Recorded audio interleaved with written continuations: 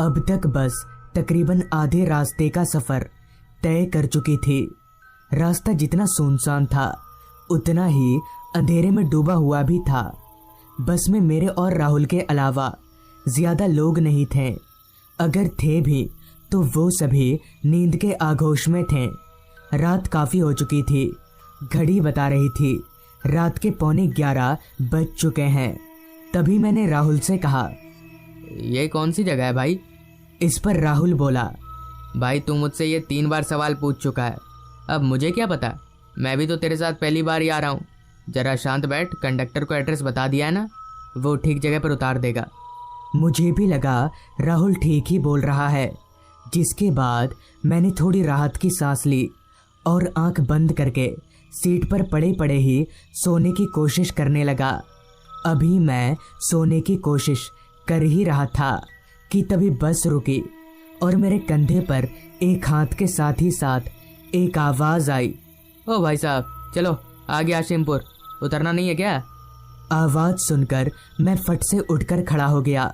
मेरे साथ ही साथ राहुल भी उठा और हम दोनों अपना सामान लेकर बस से नीचे उतरने लगे।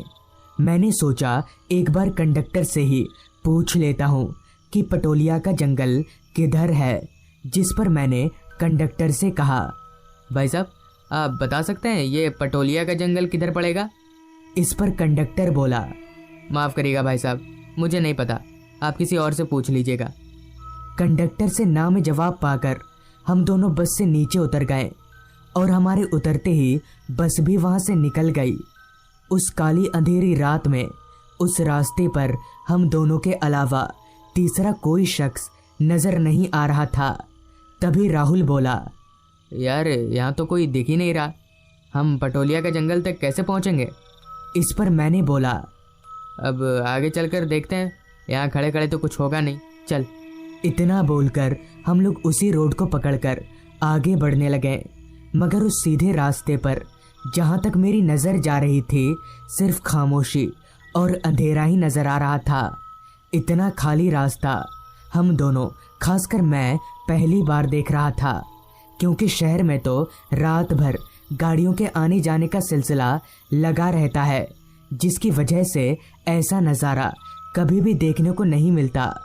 बहुत देर चलने के बाद भी जब हमें कोई आदमी नहीं मिला तब हम लोग एक दिशा निर्देशक बोर्ड के उल्टी तरफ लदकर खड़े हो गए।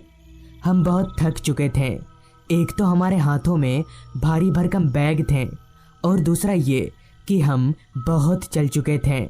तभी राहुल थोड़ा खिसियाते हुए बोला, भाई छोड़, अब कहीं नहीं जाना, चल घर वापस लौट जाते हैं। इस पर मैंने कहा, पागल वागल तो नहीं हो गया तू? इतनी दूर जब आ ही गए तो उदय से मिलकर ही जाएंगे। पता नहीं इस उदय के बच्चे को क्या चुल मच गई जो उसने इस जंगल में घर ले लिया। इतना बोलकर मैं सीधा खड़ा हुआ और बोर्ड के जिस तरफ लिखा हुआ था उधर पलटा तो उस बोर्ड पर लिखा हुआ था पटोलिया का जंगल 2 किलोमीटर, और साथ ही साथ रास्ते के बगल में जंगल की तरफ इशारा करके एरो भी बना हुआ था। उस बोर्ड को देखकर मेरी सांसों में सांस आ गई और मैंने वो बोर्ड राहुल को दिखाया। उस बोर्ड को देखकर राहुल भी बहुत खुश हुआ और हम लोग रास्ते के किनारे उन जंगलों की ओर आगे बढ़ने लगे।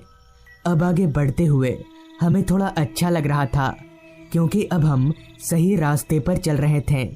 जंगल के अंदर रात कीड़ों की आवाज़ें हमारे कानों में लगातार आए जा रही थी। वो बहुत घना जंगल था। बड़े बड़े पेड़ों की वजह से चांद की रोशनी भी ठीक तरह से उस जंगल में नहीं पहुंच पा रही थी।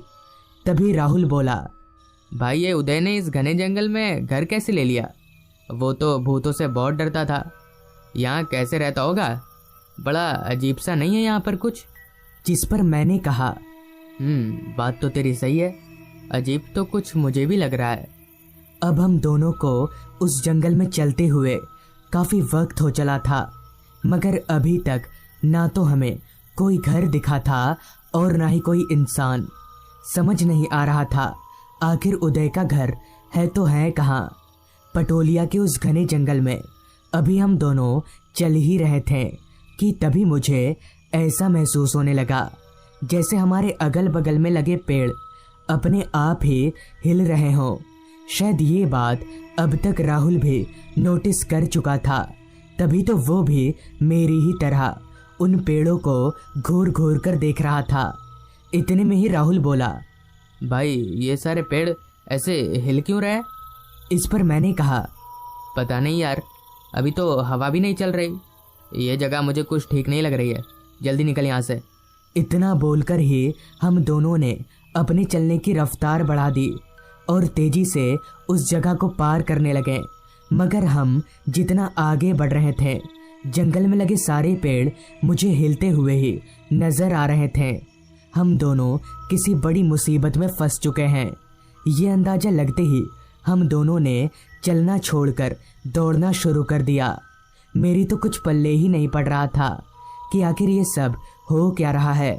अभी हम दोनों भाग ही रहे थे कि तभी अचानक ही मेरे मुंह के सामने एक सफ़ेद कपड़ा आ गया, जिससे मेरा बैलेंस बिगड़ा और मैं किसी पत्थर से टकराकर ज़मीन पर जा गिरा। मगर जब मैंने अपने आसपास देखा तो वहाँ कोई सफ़ेद कपड़ा नहीं था। मुझे बहुत हैरानी हुई, मगर तभी राहुल ने मुझे सहारा देकर उठाया और हम लोग आगे की ओर चलने लगे। थोड़ा और आगे जाते ही मुझे एक छोटा सा घर दिखने लगा। हम दोनों समझ गए कि यही उदय का घर होगा और इस बात की पुष्टि तब हो गई जब हम दोनों उस घर के नज़दीक पहुँचे, क्योंकि उस घर के बाहर एक कुर्सी लगाकर उदय आराम से बैठा हुआ था। थोड़ी देर पहले तक हमारे जिस चेहरे पर परेशानी के काले बादल छाए हुए थे, वहीं अब उदय को देखकर हमने थोड़ी राहत की सांस ली। हम दोनों चलकर जैसे ही उदय के पास गए, तभी उसने कहा, अरे आ गए तुम लोग, मैं तुम लोगों का ही इंतज़ार कर रहा था, आओ बैठो। जिस पर मैंने कहा, पर तुझे कैसे पता चला कि हम लोग आने वाले हैं? इस पर उदय बोला, मुझे सब पता है, चल बैठ। उदय के सामने ही 2 और कुर्सियां लगी हुई थी, लिहाजा हम दोनों वहीं पर बैठ गए। अभी मैं एक कुर्सी पकड़कर बैठा ही था कि तभी मेरे नाक में एक अजीब सी सड़ी हुई सी बदबू आने लगी, जैसे आसपास में कोई जानवर वगैरह मर गया हो। जिस पर मैंने उदय से बोला, भाई ये बदबू किस चीज़ की आ रही है? इस पर उदय बोला, बदबू? कैसी बदबू? मुझे तो कोई बदबू नहीं आ रही। तभी राहुल बोला, नहीं भाई, कोई बदबू तो आ रही है ज़रूर। मैं मुर्दाघर में काम करता हूँ और ये बदबू किसी लाश जैसी है। तभी उदय बोला, अरे वो सब छोड़, इतनी दूर से तुम लोग ये सब बात करने आए हो? इस पर मैंने कहा, अच्छा भाई उदय, तू यहाँ अकेले कैसे रह लेता है? डर नहीं लगता तुझे? इस पर उदय बोला, डर नहीं, डर नहीं लगता। इस पर राहुल उदय से बोला, वाह, तू तो बड़ा बदल गया यार, पहले तो तू बहुत डरता था। इस पर उदय बोला, मैं नहीं डरता, पर मेरे इस घर में रहकर तुम लोग डर जाओगे, क्योंकि मेरे घर के उस तरफ एक कब्रिस्तान है जो मेरे घर की खिड़की से नज़र आता है। तुम लोग उस खिड़की के पास 5 मिनट भी नहीं बैठ पाओगे। उदय की सारी बात सुनकर मैंने कहा, तू हमें डरा रहा है? ये काम तो हम दोनों अकेले जाकर भी कर सकते हैं। इतना बोलकर अभी मैं उदय के घर की ओर जा ही रहा था कि तभी उदय ने पीछे से मेरा हाथ पकड़ते हुए कहा, रुक, ये टॉर्च ले जा, तेरे काम आएगी। उदय का हाथ बर्फ की तरह ठंडा था, जो मैंने अपने हाथ पर साफ महसूस किया। मगर किसी जिंदा इंसान का हाथ इतना ठंडा कैसे हो सकता है? खैर, मैंने उदय से बैटरी टॉर्च लिया और उस घर की ओर आगे बढ़ने लगा।